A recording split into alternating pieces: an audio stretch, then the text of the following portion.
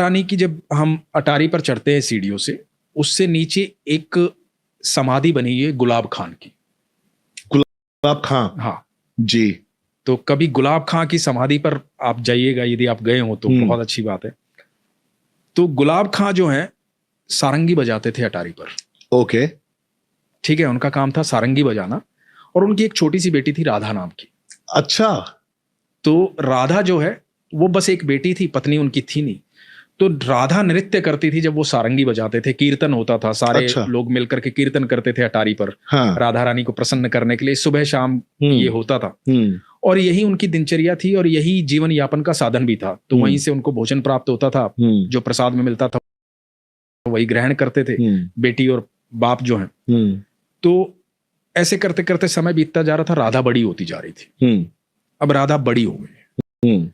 जब राधा बड़ी हुई तो वहां गोस्वामी जी ने कहा कि विवाह कर दे, शादी कर दे।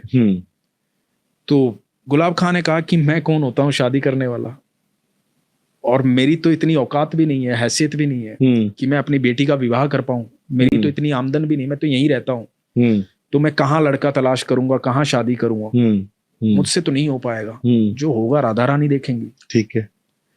तो लोगों ने कहा भाई तू लड़का तो तलाश करना शुरू कर, सारा खर्चा हम करेंगे, सारी व्यवस्थाएं हम करेंगे, तो चिंता मत कर, राधा रानी का ही तो दिया हुआ है सब कुछ।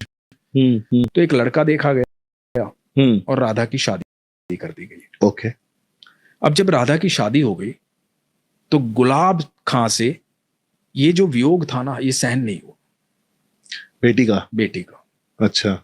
अब जो बेटी सुबह शाम उसके साथ रहती थी, वो सारंगी बजाता था, नृत्य करती थी, हर समय बाबा बाबा बाबा बाबा, अब वो सुन नहीं पा रहा था वो बाबा बाबा, रोता रहता था उसकी याद में। लोगों ने बहुत समझाया कि बेटी पराया धन होती है, उसका विवाह हो गया, वो चली गई, इतना चिंतित मत हो गुलाब खां। लेकिन गुलाब खां की समझ में नहीं आती थी, सारंगी बजाना छोड़ दिया, सारा दिन राधा राधा करता रहता था। एक दिन हुआ क्या, अटारी पे बैठा रहता था, राधा राधा करता रहता था। एक दिन हुआ क्या कि गुलाब खां दिखाई नहीं दिया किसी को। खूब तलाश किया, गुलाब खां कहीं नहीं मिला। कई दिन हो गए थे, तो लोगों को लगा कि बेटी के वियोग में आ गया था, दुखी हो गया था, बहुत परेशान हो गया था।